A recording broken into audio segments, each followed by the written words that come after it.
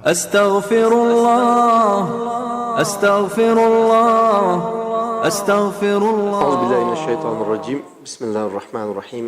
الحمد لله رب العالمين والصلاة والسلام على رسول الله.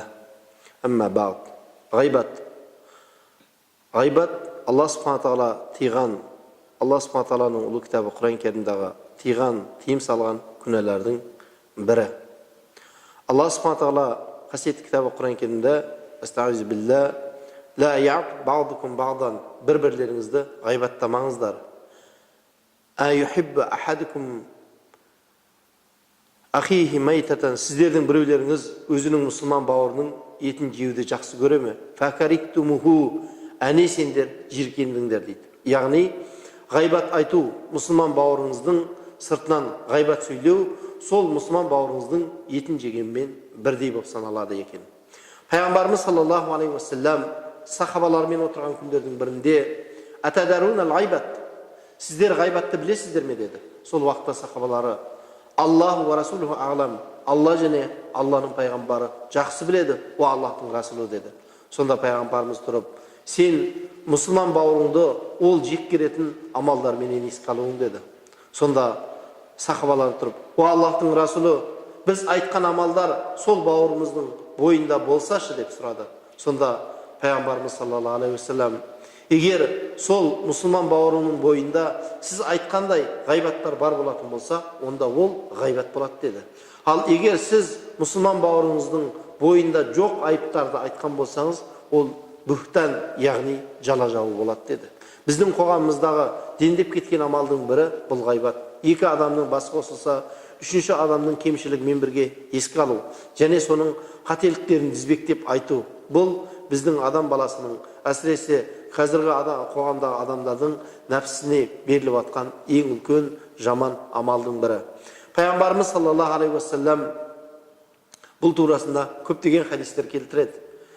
Пайғамбарымыздың дәуірінде ғайбаттың жаман болғаны соншалықты, пайғамбарымыз саллаллаху өзінің жұбайы Айша анамызбен отырған күндердің бірінде Айша анамыз келіп пайғамбарымызға, о Аллахтың расулы, о Алланың пайғамбары, сен Сафияның мынандай істері бар, бойының арасалығы және оның киімді осылай киетіні саған әсер етпей ме деп сұрайды. Сол уақытта пайғамбарымыз саллаллаху алейхи тұрып, уа Хазіреті Айша, егер сен айтып атқан мына ғайбатты теңіз суына тастайтын болса, теңіз әлбетте лайланып кетер еді дейді. Ғалымдар айтады, осы жерде Айша анамыз сондай бір ауыр нәрселер айтқан жоқ. Киімді осылай киетіні және бойының аласалығы деп бір-екі ауыз ғана сөз айтты дейді. Егер сол бір-екі ауыз сөз бір теңізді лайлап жіберетін болса, қазіргі біздің айтып атқан ғайбаттарымыз жер бетін қаншалықты лайлап, ластап жатқанын біз түсіне аламыз ба? Пайғамбарымыз саллаллаху алейхи уассалам мұбарак хадисінің бірінде айтады, сендер муфлисті білесіңдер ме дейді. Сонда сахабалар тұрып, білмейміз, о Аллахтың расулы дейді. Муфлис деген кім дейді? Сол уақытта сахабалары, ақшасы жоқ, ештеңесі жоқ, кедей адам шығар, о Алланың расулы дейді. Сол уақытта пайғамбарымыз саллаллаху алейхи тұрып, жоқ дейді. Ол қиямет күні бір адамдар болады. Ол таразының басына барады. Адамдар одан өзінің ақысын алу үшін келіп тұрады. Тұрған адамдардың санында шек жоқ. Ол әрбір адамға өзінің жақсылығынан беріп жатады. Бірақ ол таразының басына үлкен сауаптармен келген еді. Сол сауаптарынан адамдарға беріп жатады. Бірақ өзінен ақысын алатын адамдар әлі түгер емес. Кезек ұзын сонар болып тұрады дейді. Бір уақытта адамдарға беретін жақсылығы түгегеннен кейін ол адамдардың кінәсін ала бастайды дейді. Міне жаңағы таразының басына таудай сауаптармен келген адам енді тозаққа қарай таудай адамдардың кінәсін алып кетіп баратады. Муфлис деген осы. Ол дүниелі адамдарға тілімен, сөзімен, амалыменен адамдарға зарар берген дейді. Пайғамбарымыз саллаллаху алейхи уассалам тағы бір мұбарак хадисінде айтады, қияметтің күнінде бір адамның кітабы беріледі екен.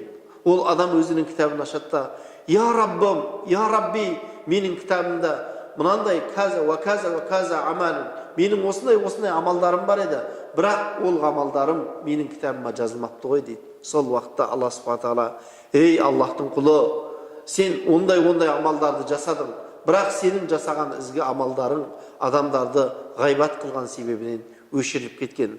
Mahiyat, яғни кітабыңнан өшіріліп тастаған, адамдарға берген зарарың себебінен ізгі амалдарың өшіп кеткен дейді. Сондықтан да біздің жасап атқан кейбір ғайбаттарымыз, басқаларға сыртынан сөйлеулеріміз, жаман амалдарымыз өзіміздің амалдарымызды өшіретініне мән берсек екен. Сондықтан да біздің қоғамымызда қазір өте қатты дендеп кеткен амалдың бірі ол ғайбат. Ғайбат амалынан шамамыздың келгенше қашуға тырысу керек. Астағфируллах, астағфируллах, астағфируллах.